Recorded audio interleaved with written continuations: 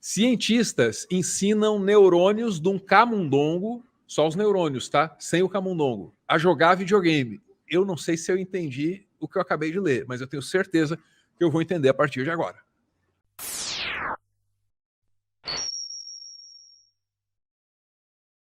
Álvaro, me diz uma coisa, você conhece esse joguinho aqui? Cadê? Apareceu? Ah, vai ser Pong isso aí. É Pong, pô. Uhum. Frequentemente creditado como o primeiro entre todos os jogos, né? Mas tem um ancestral ainda mais primitivo dele, que é um Pong feito com radar.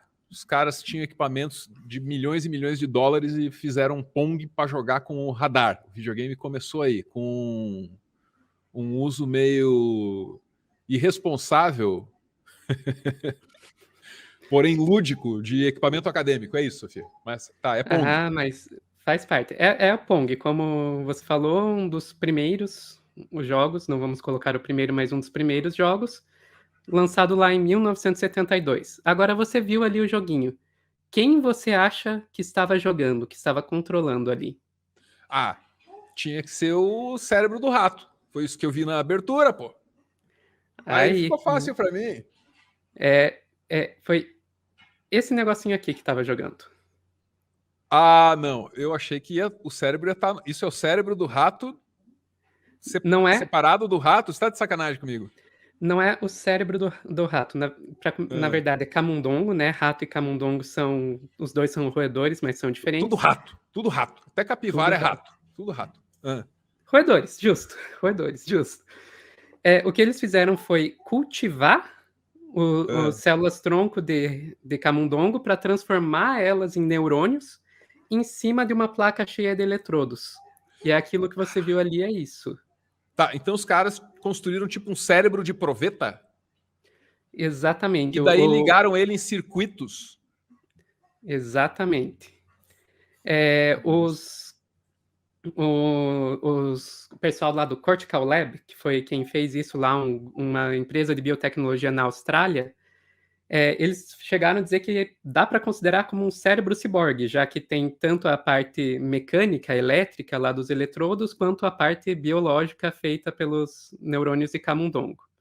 Mas, enfim, vamos entender um pouquinho melhor essa história. Vamos olhar aqui, notícia do reportagem do Rodrigo Estevam no Tecmundo. Maravilha, tá na minha mão. Células cerebrais criadas em laboratório aprenderam a jogar Pong. O cérebro criado em laboratório foi concebido a partir da mistura de células tronco hematopoiéticas. Hematopoiéticas. Você tá de sacanagem comigo, Sofia? Isso aí você sabe que eu não consigo ler. E embriões de ratos, gerando um sistema com cerca de 800 mil células, batizado como Dish Brain, que é alguma coisa como cérebro no prato, será que é isso? Pelos cientistas responsáveis... No caso, esse dish aí seria o dish das placas de vidro que se usa em laboratório. Então, faria mais sentido o cérebro na placa. Tá, entendi. Cérebro na placa. Pelos cientistas responsáveis, né? O experimento consiste basicamente da ligação deste cérebro a uma simulação de Pong usando eletrodos. Pô, beleza. Super impressionante. Eu entendi, então, que um cérebro ligado num circuito tá jogando videogame. Agora eu quero saber qual é o incentivo que esse cérebro de proveta ligado em circuitos tem para jogar videogame. Quem é que falou assim, vai jogar Pong lá, porra? Vamos chegar lá.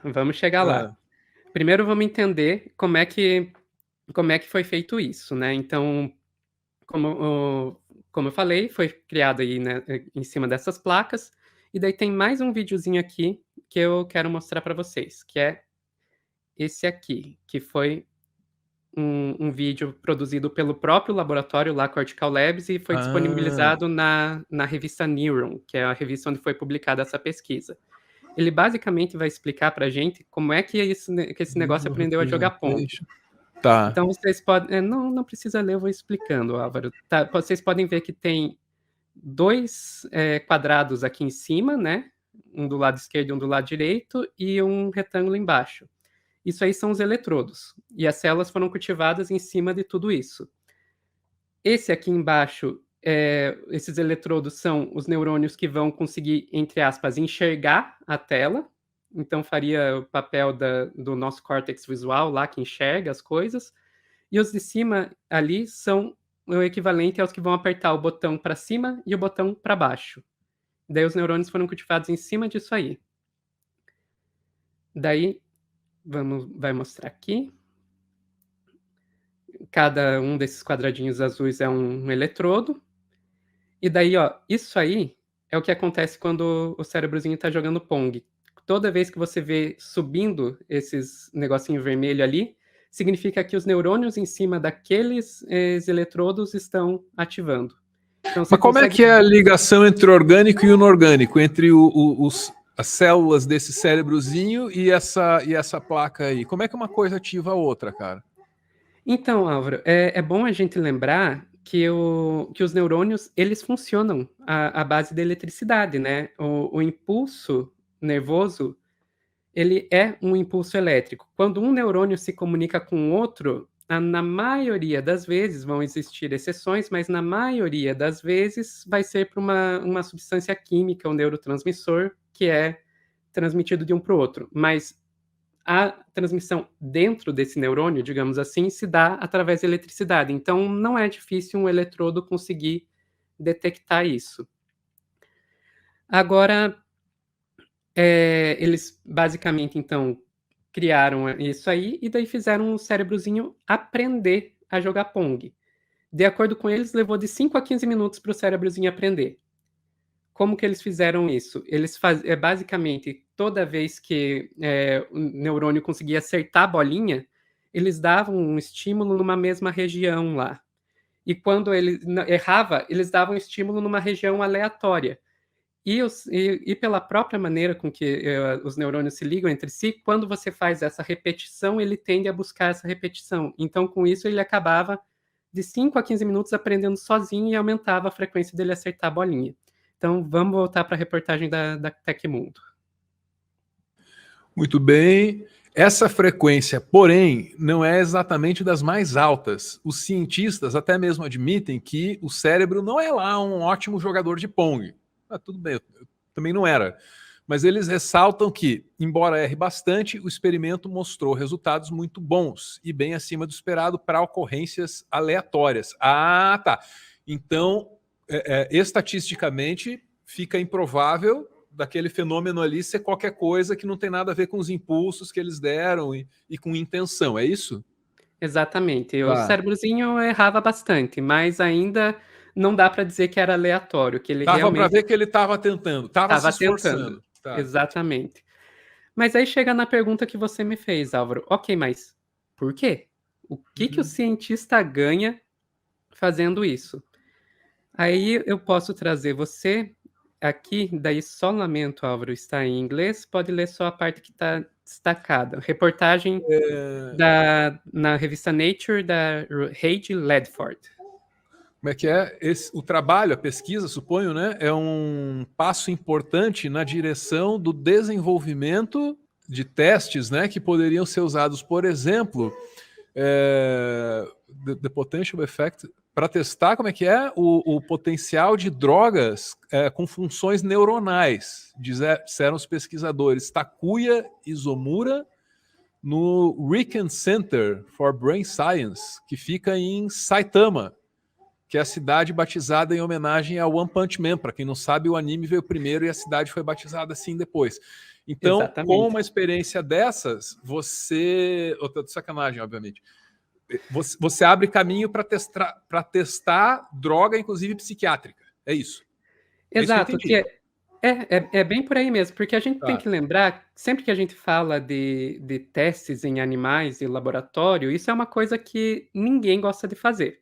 Nem os cientistas que fazem experimentos em animais de laboratório gostam de fazer. Mas então por que faz? Porque existem alguns tipos de experimentos que você não tem como não fazer em animais de laboratório. Então você vai testar comportamento, você vai testar humor, você vai testar aprendizado, você não consegue fazer isso em cultura de células.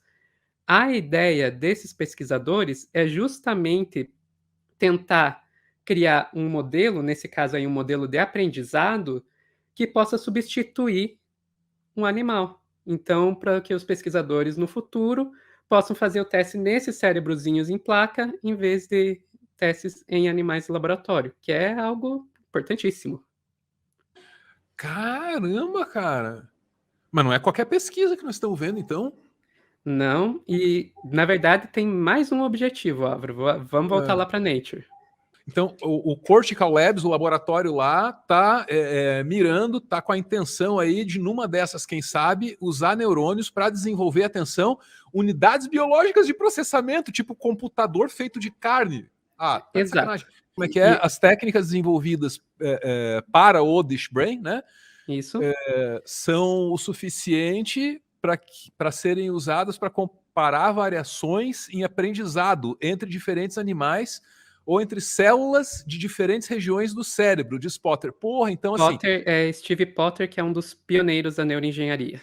Tá, deixa eu ver se eu entendi certo aí. Você pode, sonhar com um computador de carne, um computador orgânico. Me parece um negócio de uma ficção meio distópica, mas beleza, é inovador.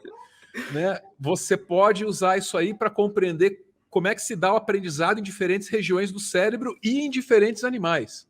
Exatamente. Porra, os caras estão pesquisando um monte de coisa com um experimento só, mas é um experimento foda. É claro, tudo isso todas essas possíveis aplicações, a gente está falando de coisa ainda muito distante, especialmente a ideia do, como você disse, computador de carne, né? Isso aí, eu vi, já que você citou o One Punch Man, Álvaro, eu lembrei do Neon Genesis Evangelion, que eles tinham um computador lá com cérebro humano. Oh, o visual daquilo é incrível, né? Quando eles entram lá, meu Deus, enfim, deixa. Estamos indo muito longe. Mas ainda tá muito longe. Qualquer um que já tenha visto como funciona cultivar a célula em laboratório sabe que é uma coisa extremamente delicada, você precisaria de algo muito mais robusto para você conseguir fazer isso funcionar dentro do computador, ainda mais fora de um laboratório. Então ainda é algo muito distante. Uhum. Mas não dá para negar que, pô, legal pra caralho, experimento, hein? Por outro lado, é uma coisa que eu não conheço, e eu, como qualquer outro ignorante, temo as coisas que não conheço. E eu só vi distopia e dá errado isso em filme e desenho. Então eu tenho muito medo.